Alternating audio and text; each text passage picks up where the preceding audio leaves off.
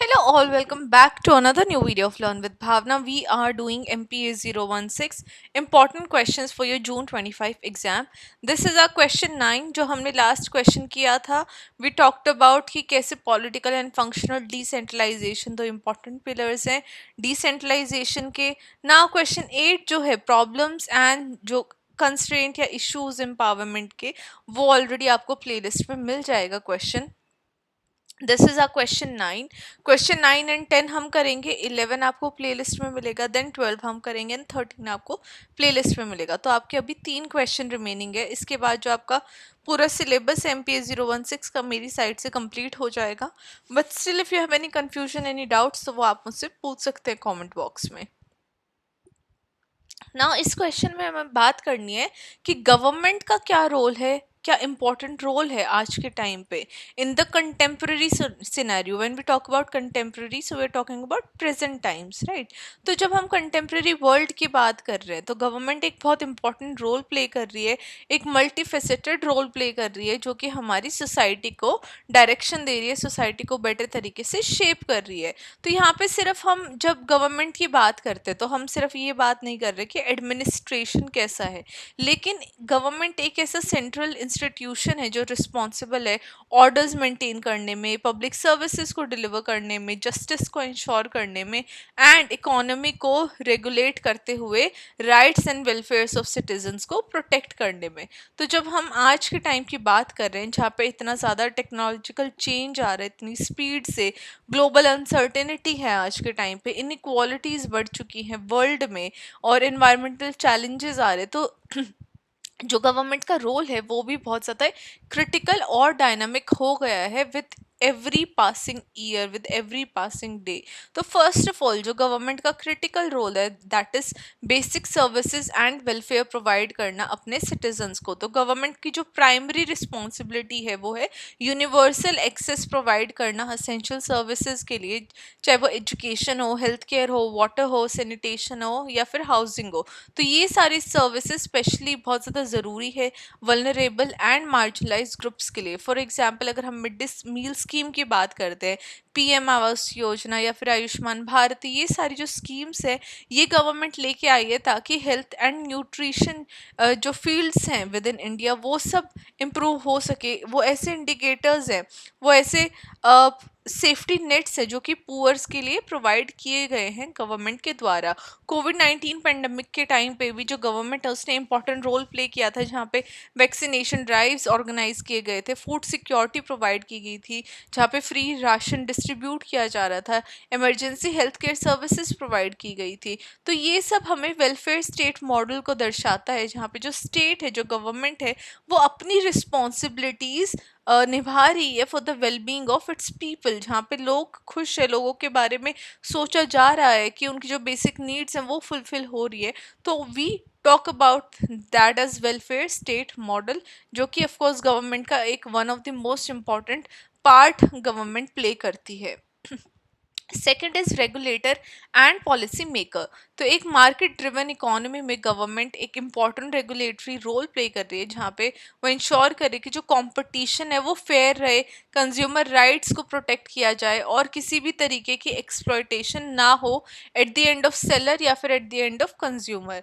तो ये जो रेगुलेटर एंड पॉलिसी मेकर है ये गवर्नमेंट यहाँ पे प्ले करती है इंपॉर्टेंट रोल, जहाँ पे लॉज लेके आना हो related to labour rights, environmental protection हो, मिनिमल वेजेस सेट करना हो, डेटा प्राइवेसी हो. तो जब हम इकोनॉमिक क्राइसिस की या फिर इन्फ्लेशन की बात करते हैं जहाँ पे महंगाई बहुत ज़्यादा बढ़ जाती है, वहाँ पे भी गवर्नमेंट का रोल आता है जहाँ पे वो मॉनेटरी और फिस्कल पॉलिसीज़ लेके आती हैं ताकि जो इकोनॉमी है उसको स्टेबलाइज किया जा सके, जो इतनी ज़्यादा जो महंगाई बढ़ रही है उसको नॉर्मल लेवल पे लेके आया जा सके. फॉर एग्जांपल GST को इम्प्लीमेंट करना इंडिया के अंदर ताकि जो इनडायरेक्ट टैक्सेशन है उसको एक स्ट्रीमलाइन किया जा सके एंड रेवेन्यू कलेक्शन प्रॉपर तरीके से हो सके। Third would be your guardian of social justice and equality. जब हम सोशोलॉजिकल पर्सपेक्टिव से देखते हैं तो गवर्नमेंट की जो रिस्पॉन्सिबिलिटी है वो है, अगर कोई भी हिस्टोरिकली कुछ भी इनजस्टिस हुआ है किसी भी कम्युनिटी के साथ, किसी भी लोगों के साथ, तो उस इनजस्टिस को हटाना और इंक्लूसिव डेवलपमेंट लेके आनी, एक ऐसी रिस्पॉन्सिबिलिटी लेके आनी जहाँ पे जो जस्टिस और इक्वालिटी है वो हर किसी को मिल रही है। तो यहाँ पे अफर्मेटिव एक्शन पॉलिसीज लाई जाती है रिजर्वेशन की तरह with in education and job sector, SC STs OBCs के लिए एक ऐसा अटेम्प्ट गवर्नमेंट का, ताकि जो सोशल और कास्ट बेस्ड इनइक्वालिटीज हैं उनको रिड्यूस किया जा सके। लॉज लाए जाते हैं SCs STs के लिए ताकि वो प्रिवेंशन ऑफ एट्रोसिटीज एक्ट हो, एंड इनिशिएटिव्स लाए जाते हैं जेंडर इक्वालिटी के तहत, जहाँ पे स्टेट का जो रोल है वो सोशल जस्टिस लाने में काफ़ी ज़्यादा इम्पॉर्टेंट रहता है। तो स्टेट इस सेंस में एक ऐसा टूल है जो equity and social transformation in a better sense, in a positive sense लेके आता है at a societal level. Fourth would be और catalyst for economic growth and development. Government एक इम्पॉर्टेंट रोल प्ले करती है नेशन बिल्डिंग में, economic planning में, जहाँ पे वो इन्वेस्ट करती है इंफ्रास्ट्रक्चर में, इंडस्ट्रीज को सपोर्ट करना हो या फिर स्टार्टअप्स को प्रमोट करना हो, एंड इनोवेशन फोस्टर करना हो। तो यहाँ पे जो गवर्नमेंट का कंट्रीब्यूशन है इकोनॉमिक ग्रोथ एंड डेवलपमेंट में ऑफ द नेशन वो हमें देखने को मिलता है थ्रू वेरियस इन्वेस्टमेंट्स। वहीं पे देखो इनिशिएटिव्स लाए गए हैं गवर्नमेंट के द्वारा, digital India, make in India, startup India. तो ये सारे जो इनिशिएटिव्स है गवर्नमेंट के वो इसलिए लाए गए हैं ताकि जॉब्स क्रिएट हो, प्रोडक्टिविटी बूस्ट हो एट द नेशनल लेवल, और इंडिया को ग्लोबल इकोनॉमी के साथ इंटीग्रेट किया जा सके। तो यहाँ पे जो गवर्नमेंट है वो ट्रेड डील्स के साथ भी नेगोशिएट करती है, फॉरेन रिलेशंस को मैनेज करती है, एंड रिप्रेजेंट करती है कंट्री को एक ग्लोबल प्लेटफॉर्म पे, जैसे UN हो या फिर WTO हो। तो गवर्नमेंट ना कि सिर्फ लोकल लेवल पे एक डेवलपमेंट और इकोनॉमिक ग्रोथ लेके आ रही है for the nation, but at an international level as well. Fifth would be environmental protection and sustainable development. जब हम क्लाइमेट चेंज और इकोलॉजिकल डिग्रेडेशन की बात करते हैं तो गवर्नमेंट यहाँ पे रिस्पॉन्सिबल रहती है पॉलिसीज लाने में ताकि सस्टेनेबल डेवलपमेंट आ सके। तो ऑफ कोर्स एक गवर्नमेंट का जो वी कैन से इनिशिएटिव है, एक गवर्नमेंट का जो रोल है वो इन्वायरमेंट के टुवर्ड्स भी हमें देखने को मिलता है, जहाँ पे इन्वायरमेंटल रेगुलेशंस लानी, forest conservation act, promotion of renewable energy, India की जो कमिटमेंट है अंडर इंटरनेशनल अग्रीमेंट्स जैसे वो पेरिस क्लाइमेट अकॉर्ड हो। तो ये सब इकोलॉजिकल रिस्पॉन्सिबिलिटी गवर्नमेंट की दिखाता है ताकि जो हमारे इन्वायरमेंट है उसको भी गवर्नमेंट प्रोटेक्टेड रख सके। Six is defender of democracy and rule of law. तो गवर्नमेंट का जो टास्क है वो है कॉन्स्टिट्यूशनल वैल्यूज को प्रोटेक्ट करना, रूल ऑफ लॉ को इंश्योर करना और पब्लिक ऑर्डर को मेंटेन करना, पुलिस के तहत, जुडिशरी के तहत एंड एडमिनिस्ट्रेटिव इंस्टीट्यूशंस की हेल्प के साथ। तो यहाँ पे जो गवर्नमेंट है वो free and fair elections conduct करवाती है, इंडिपेंडेंस ऑफ इंस्टीट्यूशन को वो अपहोल्ड करती है, एंड जो माइनॉरिटी एंड डिसेंटिंग की वॉइसेस है उनको वो प्रोटेक्ट करने की बात करती हैं, डेफिनेटली प्रोटेक्ट करती भी है। अगर कोई ऐसा एक शिफ्ट हमें देखने को मिल रहा है अथॉरिटेरियनिज्म का, या फिर गवर्नमेंट उस अपनी पावर को मिसयूज कर रही है अपने डेमोक्रेटिक कैरेक्टर के टुवर्ड, तो उसमें ट्रांसपेरेंसी, अकाउंटेबिलिटी और सिटीजन पार्टिसिपेशन भी हमें देखने को मिलता है, जो कि ज़रूरी भी है ताकि we can choose the best government for our self.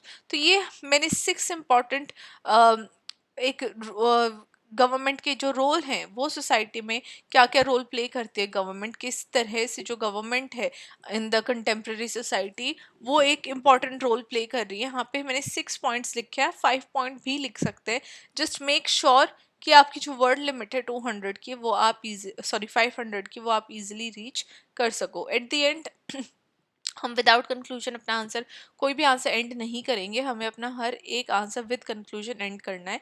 तो यहाँ पे मैंने लिखा है कि जो कंटेम्प्रेरी सिनेरियो में जब हम गवर्नमेंट का रोल देखते हैं तो वो सिर्फ एडमिनिस्ट्रेशन का नहीं है, लेकिन गवर्नमेंट प्रोटेक्टर, प्रोवाइडर, रेगुलेटर और अनेबलर का काम करती है, जहाँ पे जो सेंट्रल रोल है गवर्नमेंट का वो है सोशल कोहेजन लाना, इकोनॉमिक प्रोग्रेस हो सके एंड सोसाइटी में जस्टिस बरकरार रहे। हावेवर जो इफेक्टिवनेस है गवर्नमेंट की वो डिपेंड करता है कि गवर्नमेंट कितनी ज़्यादा रिस्पॉन्सिव है, इंक्लूसिव है और किस तरीके से न्यू चैलेंजेस को अडेप्ट कर रही है गवर्नमेंट। तो एक पार्टिसिपेटरी, अकाउंटेबल और पीपल सेंट्रिक गवर्नमेंट आज भी बहुत इंपॉर्टेंट रोल प्ले करती है सोसाइटी को इक्विटेबल एंड वाइब्रेंट बनाने में, जहाँ पे हर एक सोसाइटी के हर एक पहलू के लोगों की जो वॉइसेस हैं, नीड्स हैं, उनको हियर किया जा सके एंड डेफिनेटली उन नीड्स को मीट किया जा सके। तो यहाँ पे जो गवर्नमेंट के रोल थे मैंने मेंशन किए इन द कंटेम्प्रेरी सोसाइटी, एंड किस तरीके से विदाउट गवर्नमेंट डेफिनेटली जो कोई भी एक अच्छी कंट्री है वो फंक्शन नहीं कर सकती है स्मूथली। तो इसी के साथ हम क्वेश्चन 9 यहाँ पे एंड करते हैं। I will see you in the next question in the next video. Till then, keep on studying and all the very best for your exam preparation. Bye.